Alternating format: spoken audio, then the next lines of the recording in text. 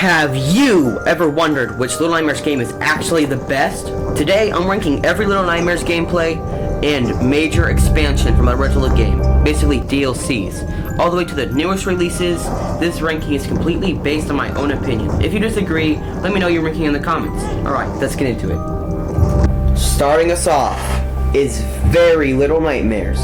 For a mobile game, this one is surprisingly good. The isometric perspective is a cool change from the main series, and it introduced the Nest, which is one of the creepiest locations in the franchise. The puzzles are enjoyable. The ending adds a lot to the entire story of Little Nightmares, though the biggest reason it's last is that the controls can feel awkward compared to the console games, and the gameplay isn't very deep or fun. It's still a great experience, but every game above it simply offers more. Number 6. Little Nightmares VR. Seeing Little Nightmares world in first person is honestly terrifying. The environments feel massive, and the monsters are even more intimidating when they're towering over you. The VR mechanics make exploring and solving puzzles much more immersive, but I don't think it reaches the same potential or heights or replay value as the main games.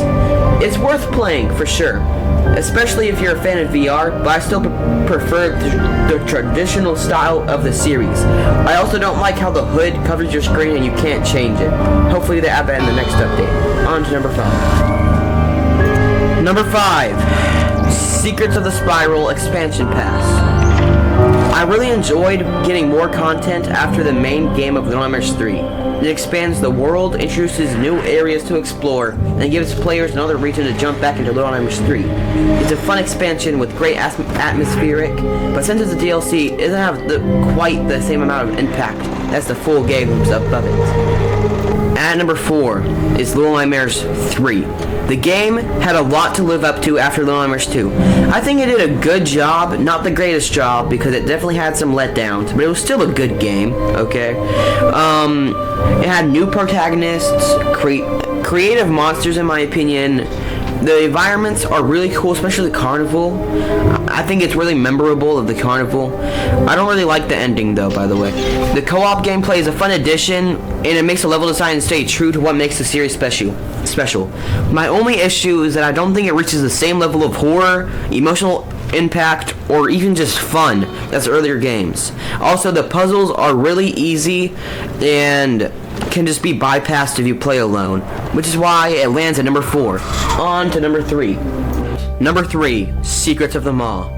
Honestly, this DLC feels like an entirely new game. Following the Runaway Kid, it gives you a completely alternate, different perspective on the Maw, and it adds something new every new chapter.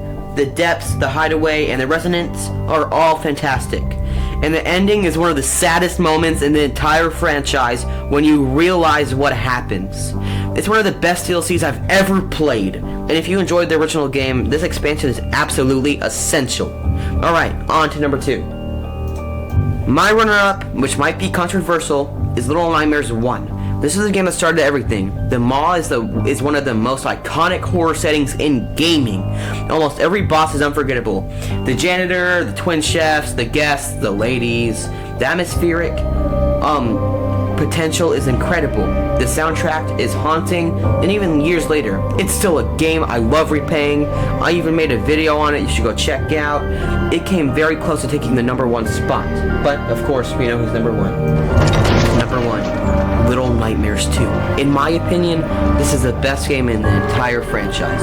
Everything feels bigger and better. The wilderness, the school, the hospital, and the Pale City are all unforgettable locations.